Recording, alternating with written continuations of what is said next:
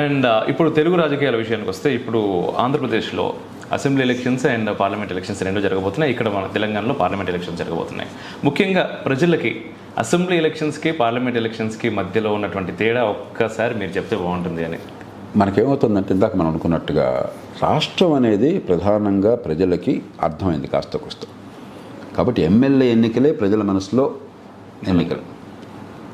రాష్ట్రంలో ప్రభుత్వం మీద నమ్మకం ఉంటే, గౌరవం ఉంటే అన్ని చోట్ల పంచాయతీ నుంచి పార్లమెంట్ దాకా ఆ పార్టీకే అనుకూలంగా, ప్రభుత్వం మీద కోపం వస్తే అన్ని చోట్ల ఆ ప్రభుత్వం ఉన్న పార్టీకి వ్యతిరేకంగా, రాష్ట్ర ప్రభుత్వానికి వ్యతిరేకంగా అది వచ్చేసింది. ఇది నా దృష్టిలో ఈ దేశంలో ఉన్న పెద్ద సమస్యలు అంటే పరిపక్వత లేని ప్రజాస్వామ్యానికి నిదర్శనం ఇది.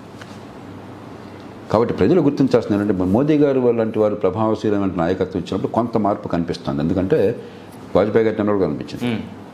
రాష్ట్రంలో ఆ పార్టీకి పడే ఓట్ల కంటే రాష్ట్ర ఎన్నికల్లో, జాతీయ స్థాయి ఎన్నికల్లో 3-4% ఎక్కువ పడుతుంది.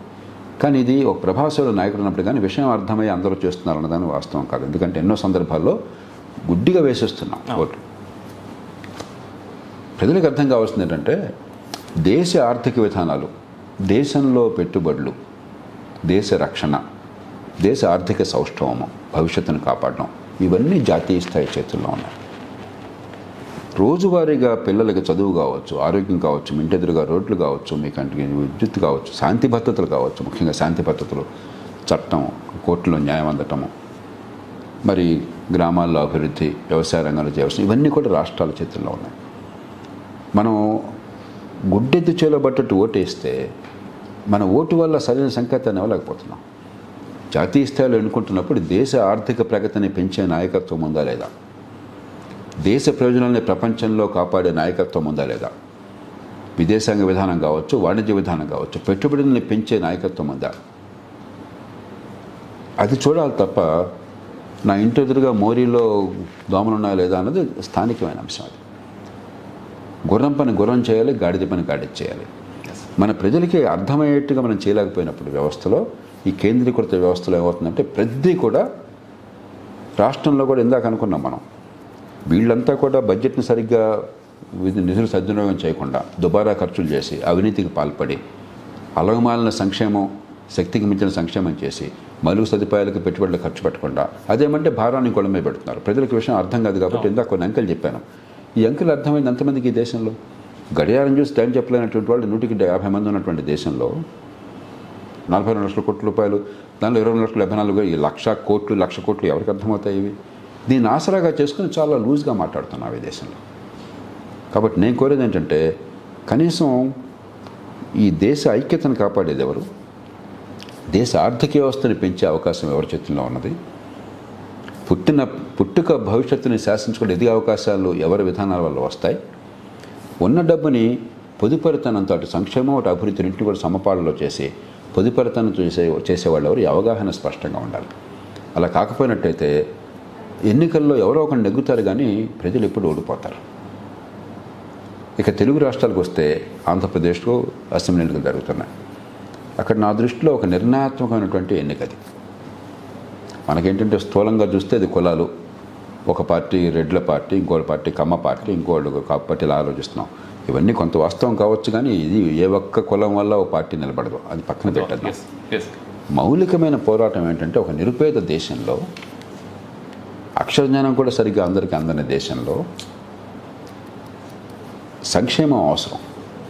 కానీ సంక్షేమమే పరిపాలన, ఇక్కడ ఇంకోటి ఏం లేదు. ఇప్పుడు వీళ్ళ పత్రికల్లో ప్రకటనలు చూడండి, వాళ్ళందరైనా వాడి మాట వరుసకు కూడా నీకు ఇది ఇచ్చా, అదేదో వాడు బాబుగాడు సొమ్మిస్తున్నట్టుగా నీకు ఇది ఇచ్చా, నీకు ఇది ఇస్తున్నాను తప్ప రాష్ట్ర అభివృద్ధి, పెట్టుబడులు, పారిశ్రామికీకరణ, ఉపాధి కల్పన, ప్రజల అవసరాలను తీర్చేటువంటి వస్తువులు సేవల ఉత్పత్తి, మాట వరుస కూడా ఆ భాష రావట్లేదు. మీరు చూసారా?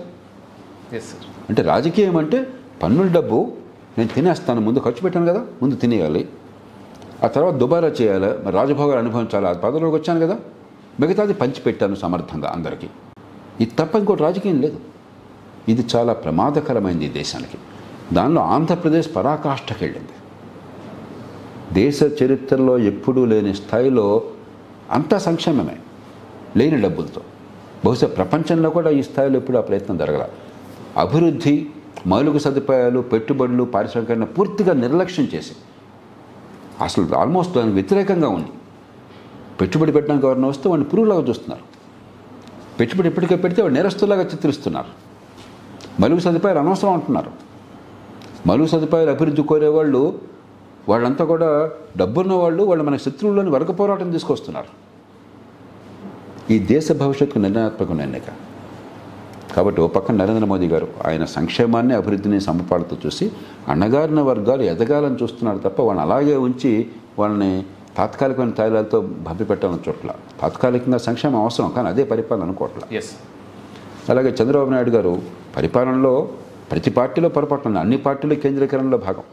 బీజేపీ దానిలో ఉంది, టీడీపీ ఉంది, కాంగ్రెస్ ఉన్నది, వైకాపా ఉన్నది, టీఆర్ఎస్ బీఆర్ఎస్ ఉన్నాయి. కానీ ఖచ్చితంగా అభివృద్ధిని సాధించడంలో, మౌలిక సదుపాయాల కల్పనలో, పెట్టుబడుల్లో చంద్రబాబు నాయుడు గారికి విశ్వసనీయత ఉన్నది, చరిత్ర ఉన్నది. అలాగే పవన్ కళ్యాణ్ గారు మంచి రాజకీయం కావాలని చెప్పి ఉద్దేశంతో హాయిగా సినిమాల్లో విలాసంగా ఉండొచ్చు, జనం డబ్బులు ఇచ్చి చూస్తారు, అదంతా సుఖంతో వదులుకుని కష్టంలో ప్రవేశించారు మంచి ఉద్దేశంతో.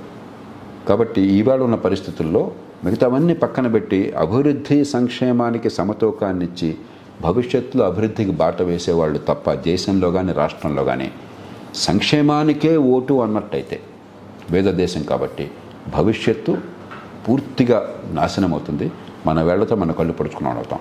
ఆంధ్రప్రదేశ్ అనేది ఒక థియేటర్ అయింది. ఇప్పుడు ఈ మౌలికమైన విషయానికి భారత ప్రజలు తాత్కాలికమైన తాయిలాలకే పూర్తిగా దాసోహం అంటారా?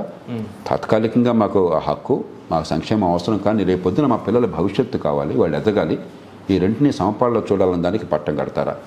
ఇది చాలా కీలకమైన అంశం. ఈ దేశ భవిష్యత్తునే శాసిస్తుంది.